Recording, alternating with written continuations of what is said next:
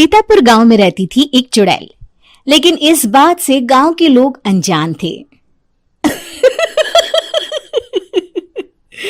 जब तक पूरे गांव की एक एक औरत के गहने मेरे पास नहीं आ जाते, मैं इस गांव को छोड़कर नहीं जाऊंगी, चाहे इसके लिए मुझे लोगों को गायब ही क्यों ना करना पड़े।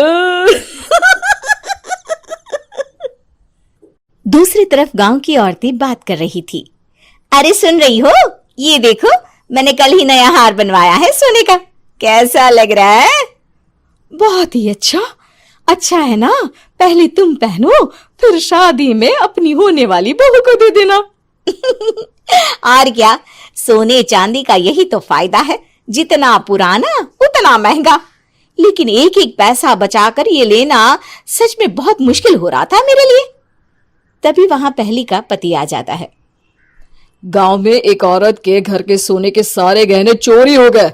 लोग बातें बना रहे कि गांव में कोई चोर घुस आया है जो घर की कोई चीज को हाथ नहीं लगाता, पर सिर्फ सोने के गहनों को ही चुराता है। अब तुम ना अपने ये गहने संभाल कर रखना। हे भगवान, ये क्या बोल रहे हैं? ये तो वही बात हो गई कि गांव बसाने ही और लुटेरे पहले आ गए।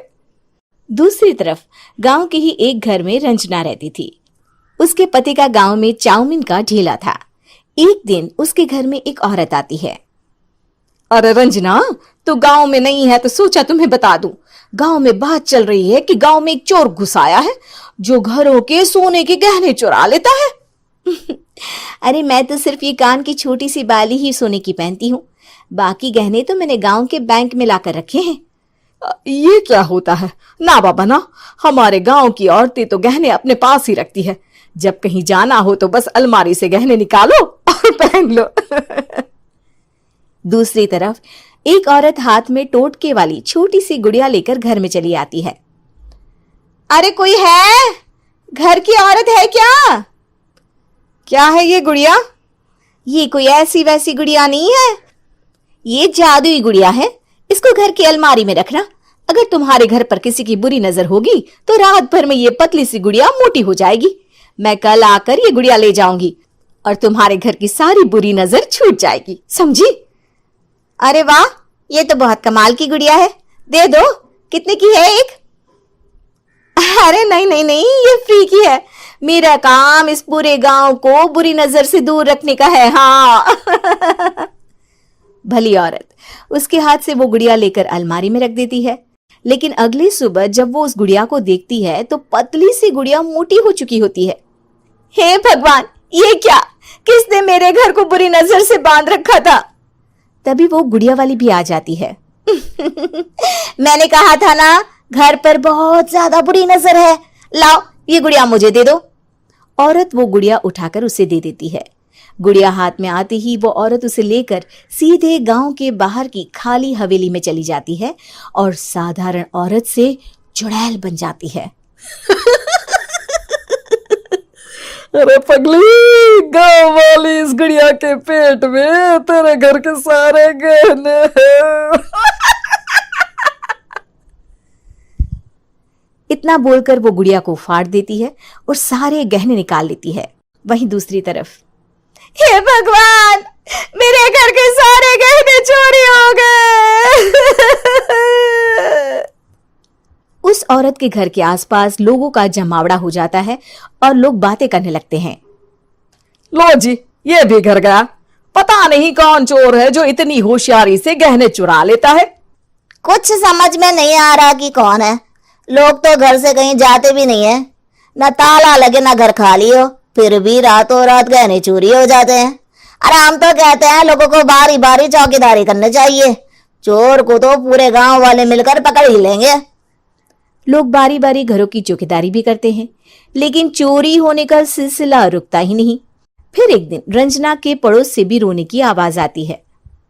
अरे आज ही घर की बुरी नजर उतरी और आज ही सारे गहने भी चोरी हो गए। कैसी बुरी नजर? क्या हुआ था? तभी वहां उस औरत का पति भी आ जाता है जिसके घर में गहनों की चोरी हुई थी। हाँ, मेरी बीवी ने भी किसी गुड़िया को घर में बुरी नजर उतारने के लिए रखा था, लेकिन अगले दिन गहने चोरी हो गए। अब रंजना को कुछ कुछ बात समझ में आ जाती है। वो गांव वालों से कहती है, देखिए अब आप लोग चिंता ना करें, जल्द ही चोर पकड़ा जाएगा। उस नजर उतारने वाली गुड़िया को आज मेरे घर कोई भेज देना। फिर क्या था, चुड़ैल को लोग रंजना के घर भेजते हैं। पहली बार देखा है कोई खुद लुटने को तैयार बैठा है।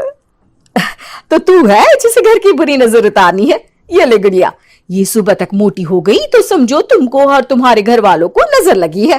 हाँ हाँ, मैंने काफी सुना है। तुम ये गुड़िया मेरे घर छोड़ देना।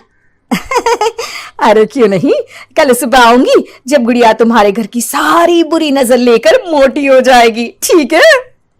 अब क्या था, रात को रंजना ने पूरी नजर गुड़िया पर रखी। वो अपने पति और गांव के कुछ लोगों को घर की खिड़की से घर के अंदर नजर रखने को कह देती है, और फिर जो नजारा सब देखते हैं वो हैरान करने वाला होता है। गुड़िया धीरे से अलमारी खोलकर बाहर आती है। अलमारी के सारे गहने लेकर घर में जहां जहां गहने होते हैं वो लेकर अपने मुंह से खा जाती है। वो जितने गहने खाती उतनी ही मोटी हो जाती और फिर अलमारी में बंद हो जाती है। गांव वाले डर के मारे वहीं बेहोश हो जाते हैं। लेकिन सुबह जब वो औरत गुड़िया लेने आती है, रंजना उसका सामना करती है। ये देखो, गुड़िया कितनी मोटी हो गई है, लगता है मेरे घर में बहुत लोगों की नजर लगी है। लाला, ये गुड़िया मुझे दे दे। अरे बहुत कीमती गुड़िया है ये। तेरे घर की सारी बुरी नजर मैं गांव के बाहर वाली हवेली में फेंक आती हूँ। शाम को फिर लोगों के घर इसे लेकर जाना है ना, इसमें तो मेरी जान बसती है, जान।